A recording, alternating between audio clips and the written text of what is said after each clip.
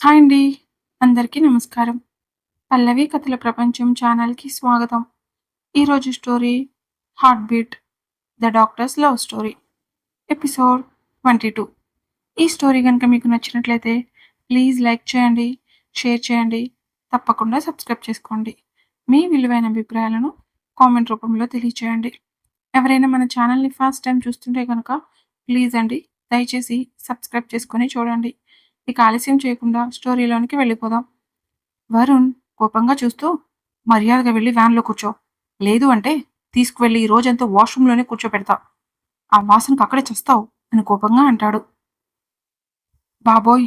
వీడసలు పెద్ద తిక్కలోడు. చేసినా చేస్తాడు అని అనుకుంటూ అక్కడి నుండి పరిగెత్తుకుంటూ లోపలికి వెళ్తుంది.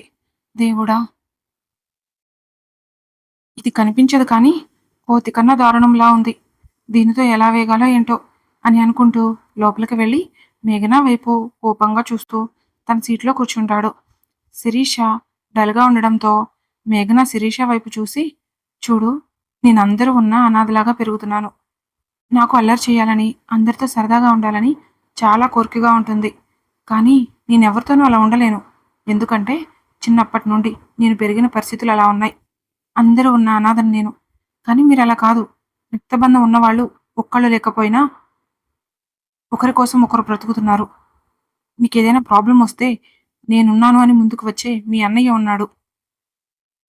మీకోసమే తన జీవితం మొత్తం వదిలేసుకొని బ్రతుకుతున్న అమ్మ ఉంది. నాతో పోల్చుకుంటే మీరు చాలా లక్కీ. ఎవరో ఒక పిచ్చికుక్క నోటికి వచ్చినట్టు వాగాడని నువ్విలా బాధపడుతూ ఉంటే మీకు ఇంత చేస్తున్న మీ అన్నయ్యకి, హోమ్‌లో ఉన్న అమ్మకి విలువ లేనట్టే.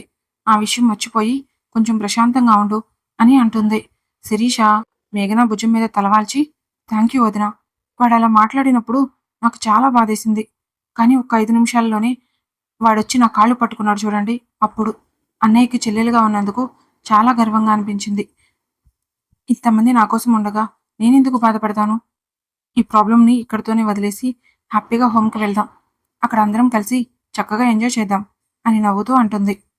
మేఘన శిరీష బుగ్గలు లాగుతూ గుడ్ గర్ల్ ఎప్పుడు ఇలాగే నవ్వుతూ ఉండాలి అని అంటుంది. హోమ్ రావడంతో అందరూ కిందకి దిగి లోపలికి వెళ్తారు. మేఘన కూడా లోపలికి వెళ్తుంటే వరుణ్ మేఘన చేయి పట్టుకొని ఆపేసరికి మేఘన వెనక్కి తిరిగి ఏమైంది సార్ అని అడుగుతుంది. వరుణ్ ఇంకొక 1 అవర్‌లో మనం ఇక్కడి నుండి బయలుదేరాలి అని అంటాడు. ఆ మాట విన్న మేఘన ఫేస్ డల్‌గా అయిపోతుంది.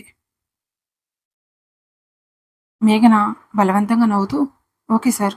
ఒక హాఫ్ అన్ అవర్‌లో ఫ్రెష్ అయ్యి వచ్చేస్తాను అని బాధగా అంటుంది. వరుణ్ మేఘన వైపు చూస్తూ ఆర్ యూ ఓకే మేఘన అని మెల్లగా అడుగుతాడు. మేఘన హా! సార్. నేను బానే ఉన్నాను అని చెప్పి అక్కడి నుండి లోపలికి వెళ్తుంది. మేఘన లోపలికి వెళ్ళి ఫ్రెష్ అయ్యి మెల్లగా నడుచుకుంటూ బయటికి వచ్చి అక్కడ ఉన్న పిల్లల్ని చూసి ఏమీ మాట్లాడలేక అలాగే మౌనంగా నుంచొని ఉంటుంది. శిరీష పరిగెత్తుకుంటూ మేఘన దగ్గరకు వచ్చి గట్టిగా హగ్ చేసుకొని ఐ మిస్ యూ వదిన. మీరు ఉన్నది 1 డేనే అయినా మీరు వెళ్తున్నారు అంటే చాలా బాధగా ఉంది. నా కోసం అప్పుడప్పుడు వస్తారు కదా అని ఎమోషనల్‌గా అడుగుతుంది. మేఘన శిరీషని ఇంకా టైట్‌గా హగ్ చేసుకొని నాకొక ఛాన్స్ వస్తే ఇప్పుడున్న నా లైఫ్ మొత్తాన్ని వదిలేసి ఇక్కడే మీతో ప్రశాంతంగా ఉండాలని ఉంది. కానీ అది పాసిబుల్ కాదు కదా! మా అమ్మ కోరిక తీర్చడం కోసం నా లైఫ్‌ని వాళ్ళ దగ్గర తాకట్టు పెట్టేశాను. మళ్ళీ మిమ్మల్ని కలవడానికి వస్తానో రానో తెలీదు. మీరందరూ బాగా చదువుకొని లైఫ్‌లో మంచిగా సెటిల్ అవ్వాలి. మిమ్మల్ని ఇంత జాగ్రత్తగా చూసుకుంటున్న సరస్వతి అమ్మకి మీరెప్పుడూ హెల్ప్‌ఫుల్‌గా ఉండండి అని ఏడుస్తూ అంటుంది. పిల్లలందరూ వచ్చి మేఘనాని గ్రూప్ హగ్ చేసుకొని మీరప్పుడే వెళ్ళకండక్కా. కనీసం ఇంకొక 2 డేస్ అయినా మాతో ఉండండి అని అడుగుతారు. సరస్వతి గారు పిల్లల్ని కంట్రోల్ చేసి మేఘన దగ్గరకు వెళ్లి తన నుదుటిన చిన్న ముద్దు ఇచ్చి బాధపడకు మేఘన. భగవంతుడు ప్రతిదీ చూస్తూ ఉంటాడు. మీ అమ్మ ఆశయం చాలా గొప్పది. నిన్ను కాపాడుకోవడం కోసం ఆవిడ ప్రాణాలు పోతున్నా లెక్క చేయలేదు. అలాంటిది నీ జీవితం పాడవుతుంది అంటే ఆవిడ చూస్తూ ఊరుకోదు. ఏదో ఒక రూపంలో నీకు హెల్ప్ చేస్తుంది. ధైర్యంగా ఉండు అని నచ్చచెప్తారు. వరుణ్ కిందకి రావడంతో మేఘన తన కన్నీళ్లు తుడుచుకొని అందరికీ బాయ్ చెప్పి వరుణ్ వైపు చూస్తూ సార్ బయలుదేరదామా అని అడుగుతుంది. వరుణ్ శిరీష దగ్గరకు వెళ్ళి కొంచెం జాగ్రత్తగా ఉండండి. బయట సమాజం మంచిగా లేదు. ఎలాంటి సమస్య వచ్చినా మిమ్మల్ని మీరు ప్రొటెక్ట్ చేసుకునేలాగా ఉండాలి. నేను ఎవ్రీ మంత్ వస్తూనే ఉంటాను. మీకేం అవసరం వచ్చినా ఒక కాల్ చేయండి అని చెప్పి సరస్వతి గారి దగ్గరకు వెళ్ళి ఆమె కాళ్ళకు నమస్కరించి బయలుదేరుతామమ్మా అని చెప్పి అందరికీ సెండ్ ఆఫ్ ఇచ్చి మేఘనాన్ని తీసుకొని అక్కడి నుండి బయలుదేరుతాడు. మేఘన కారులో కూర్చుంది అన్న మాటే కానీ తన ఫేస్ చాలా డల్‌గా ఉంటుంది. మేఘన అలా మౌనంగా ఉండేసరికి వరుణ్ కొంచెం గంభీరంగా "ఏంటి నీ ప్రాబ్లమ్? తీసుకొచ్చేటప్పుడు ఎక్కడికి తీసుకువెళ్తున్నారు?" అని ఫేస్ ఇదిగో ఇలాగ పెట్టుకొని కూర్చును. ఇప్పుడు నిన్ను హైదరాబాద్‌కి తీసుకువెళ్తున్నా. నీ ఫేస్‌లో హ్యాపీనెస్ లేదు. అసలు నీకేం కావాలో నీకు కొంచెమైనా క్లారిటీ ఉందా? అని అడుగుతాడు. మేఘన వరుణ్ వైపు చూస్తూ నాకేం కావాలో క్లారిటీ ఉన్నంత మాత్రాన నాకు ఆ లైఫ్ దొరకదు కదా సార్. అలాంటప్పుడు క్లారిటీ తెచ్చుకొని ఏం చేయాలి? అని అడుగుతుంది. వరుణ్ కొంచెం గంభీరంగా నీకు కావాల్సిన దానికోసం నువ్వే ఫైట్ చేయాలి. అంతేకాని ఎవరో వచ్చి ఏదో చెయ్యరు. ఇది సినిమా కాదు. ఇలా అనుకోగానే అలా జరిగిపోవడానికి. అసలు నీకోసం నువ్వెప్పుడైనా ఫైట్ చేశావా? నాకిది నచ్చదు. నేనిది చెయ్యను అని ఏ ఒక్కరితో అయినా నీ ఒపీనియన్‌ని కాన్ఫిడెంట్‌గా చెప్పగలిగావా? ఏమీ చేయకుండా నువ్వు బాధపడితే దానికర్థం ఉండదు అని అంటాడు. మేఘన కోపంగా చూస్తూ మీకేం తెలుసు సార్? నా గురించి మీకేం తెలిసని మాట్లాడుతున్నారు? నాకిది కావాలి అని అడిగిన ప్రతిసారి నాకు దెబ్బలు బహుమతిగా వచ్చాయి. నాకు ఈ పని నచ్చలేదు. నేను చెయ్యను అంటే మీ అమ్మ సచ్చి నిన్ను మా కంటగట్టింది. తనతో పాటు నువ్వు కూడా పోయి ఉంటే మేం ప్రశాంతంగా బతికేవాళ్ళం అని నా మొహాన తిట్టేవాళ్ళు. అన్ని అవమానాలు భరించి మా నాన్న నన్ను దగ్గర తీసుకుంటాడేమో అని ఆశగా ఎదురు చూసేదాన్ని. కానీ నన్ను కాపాడడం కోసం మా అమ్మ చనిపోయిందని ఆ రోజు నుండి మా నాన్న నాతో సరిగ్గా మాట్లాడిందే లేదు. మా అమ్మ ఎక్కడికి వెళ్ళిపోయిందో తెలీదు. మా నాన్న ఎందుకు మాట్లాడడో అర్థం కాదు. చుట్టూ ఉన్నవాళ్ళు చాలా విచిత్రంగా బిహేవ్ చేసేవాళ్ళు. ఇన్ని అవమానాల మధ్య ఒంటరి ఆడపిల్ల ఏమని ఫైట్ చేయగలుగుతుంది సార్? అప్పటికి ధైర్యం తెచ్చుకొని మా అమ్మ కోరిక తీర్చడం కోసం నేను డాక్టర్ చేసి తీరాలి అని పోరాడి అక్కడున్న అందరిని ఎదిరించి ఇక్కడి వరకు వచ్చాను. ఇంత దూరం వచ్చినా కూడా వాళ్ళు నన్ను ప్రశాంతంగా బ్రతకనివ్వడం లేదు. ఇప్పుడు మీరే అన్నారు కదా! నాకు కావాల్సిన దాని కోసం నేను ఫైట్ చేయాలి అని. మిమ్మల్ని అడుగుతున్నాను. చేస్తారా? అని అడుగుతుంది. వరుణ్ అనుమానంగా చూస్తూ ఏం కావాలి? అని గంభీరంగా అడుగుతాడు. మేఘన తన కన్నీళ్లు తుడుచుకొని నాకు హైదరాబాద్‌లో ఉండాలని లేదు. నన్ను వైజాగ్ బ్రాంచ్‌కి షిఫ్ట్ చేస్తారా? నా ఎడ్యుకేషన్, నా ప్రాక్టీస్‌ని ఇక్కడ కంటిన్యూ చేస్తాను. తల్లి ప్రేమ ఎలా ఉంటుందో ఊహ తెలిసినప్పటి నుండి తెలీదు సార్. కానీ హోమ్‌లో ఉన్న అమ్మని చూస్తుంటే మా అమ్మ నా కోసమే తిరిగొచ్చిందేమో అనిపిస్తుంది. సరస్వతి అమ్మతో పాటు నేను కూడా అక్కడే ఉండిపోతాను. నాకు పర్మిషన్ ఇవ్వండి. నేను మా నాన్నని, మా పిన్నిని ఎలా అయినా ఒప్పించి నేను కూడా అమ్మకులాగా నా లైఫ్ మొత్తం అక్కడే ఉండిపోతాను అని అంటుంది. వరుణ్ మేఘన వైపు కోపంగా చూస్తూ నాతో ఉండడానికేమో మీ నాన్నకిచ్చిన మాట గుర్తొచ్చింది. ఇప్పుడు గుర్తుకు రావడం లేదా? మీ నాన్నకి ఊరందరి ముందు ఇచ్చిన మాట అని కోపంగా అడుగుతాడు. నువ్వు మీ ఫాదర్‌ని ఒప్పిస్తాను అంటే నీతో పాటు హ్యాపీగా నేను కూడా వైజాగ్ వచ్చేస్తాను. ఇప్పటి వరకు అక్కడున్న పిల్లలకి ఓన్లీ అమ్మ మాత్రమే ఉంది. మనిద్దరం కూడా వెళ్తే ఆ పిల్లలకి అమ్మ, నాన్న ఇద్దరు దొరుకుతారు. ఈ ఐడియా ఏదో బాగుంది మేఘన. దీని గురించి మనం ఒకసారి క్లియర్‌గా డిస్కషన్ చేద్దాం అని అంటాడు. మేఘన మనసులో ఓరి దుర్మార్గుడా! ఎలాంటి సిట్యుయేషన్ అయినా నీకు అనుకూలంగా ఈజీగా మార్చేసుకుంటావు కదా! అని అనుకుంటూ వరుణ్ వైపు కోపంగా చూస్తూ అంతగా అవసరమైతే సన్యాసం తీసుకొని హిమాలయాలకన్నా వెళ్ళిపోతానేమో కానీ చచ్చినా మీతో పాటు ఉండను. అలాంటి ఆశలేమైనా ఉంటే ఇప్పుడే మానుకోండి అని కోపంగా అంటుంది.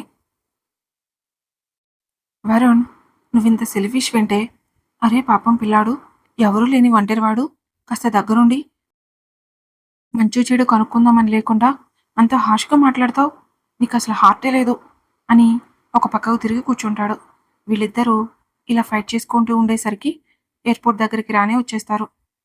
ఫ్లైట్ అనౌన్స్‌మెంట్ చేయడంతో వరుణ్ మేఘనాని తీసుకొని ఫ్లైట్ ఎక్కి వాళ్ళ సీట్స్‌లో కూర్చుంటారు. మేఘన మూడు కొంచెం చేంజ్ అయిందనిపించడంతో వరుణ్ మేఘన వైపు చూసి కొంచెం మెల్లగా మాట్లాడుతూ థ్యాంక్ యూ సో మచ్ మేఘన అని అంటాడు. మేఘన అయోమయంగా చూస్తూ ఉండేసరికి నిన్నిక్కడ తీసుకురావడానికి చాలా ఆలోచించాను. అసలు నీకు ఈ ప్లేస్ నచ్చుతుందా? హోమ్ చూసిన తర్వాత నువ్వు ఎలా రియాక్ట్ అవుతావా అని నా బ్రెయిన్‌లో చాలా కన్‌ఫ్యూజన్ ఉండింది. హాస్పిటల్‌లో నందినిని చూసిన ఇరిటేషన్‌లో నీ మీద చాలా ఎక్కువగా రియాక్ట్ అయ్యాను. కానీ నువ్వు లీవ్ అని మెయిల్ పెట్టిన తర్వాత ఆ సిట్యుయేషన్‌లో నిన్ను ఒంటరిగా వదలాలనిపించలేదు. నేను నీతో ఉండిపోదాము అనుకుంటే పింకీ నా కోసం వెయిట్ చేస్తుంది. అందుకే ఏం చేయాలో అర్థం కాక నేను బలవంతంగా ఇక్కడి వరకు తీసుకురావాల్సి వచ్చింది. తీసుకురావడానికైతే తీసుకొచ్చాను కానీ వాళ్ళని చూసి నువ్వు ఎలా రియాక్ట్ అవుతావని చాలా భయమేసింది. కానీ నువ్వు వాళ్ళని రిసీవ్ చేసుకున్న విధానం చూసిన తర్వాత నీ మీద ఉన్న ఇష్టం ఇంకా పెరిగిపోయింది. ఇందాక వాళ్ళని వదిలి వస్తుంటే నీ కళ్ళలో వాటర్ వచ్చాయి చూడు. అప్పుడు అర్థమైంది.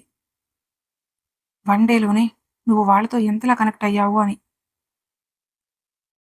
ఇందాక నన్ను అడిగావు కదా! నన్ను వైజాగ్ బ్రాంచ్‌కి షిఫ్ట్ చేయండి అని. నీ బాధ చూసిన తర్వాత నీ సంతోషం కోసం నిన్నక్కడికి పంపించాలనుంది. కానీ నువ్వు వెళ్ళిపోతే నేను మళ్ళీ ఒంటరివాడినయిపోతాను మేఘా. నా లైఫ్‌లో డబ్బు ఉంది కానీ నన్ను నన్నుగా ప్యూర్‌గా ఇష్టపడే మనుషులు లేరు. అందుకే నువ్వు వెళ్ళిపోతే నీలాంటి పర్సన్ నాకు మళ్ళీ దొరకదు. నేను నీకు ప్రామిస్ చేస్తున్నాను.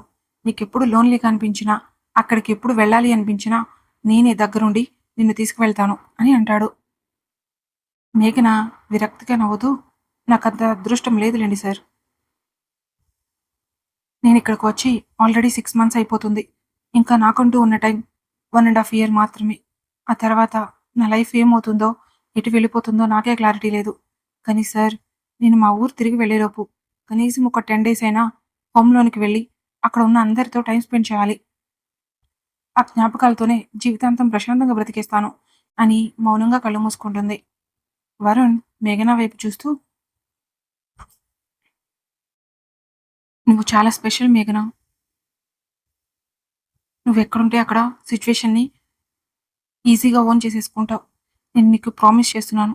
ఎట్టి పరిస్థితుల్లో నీకిష్టం లేని ఆ లైఫ్‌లోకి నిన్ను వెళ్ళనివ్వను అని అనుకుంటూ వరుణ్ కూడా కళ్ళు మూసుకొని ప్రశాంతంగా నిద్రలోకి జారుకుంటాడు.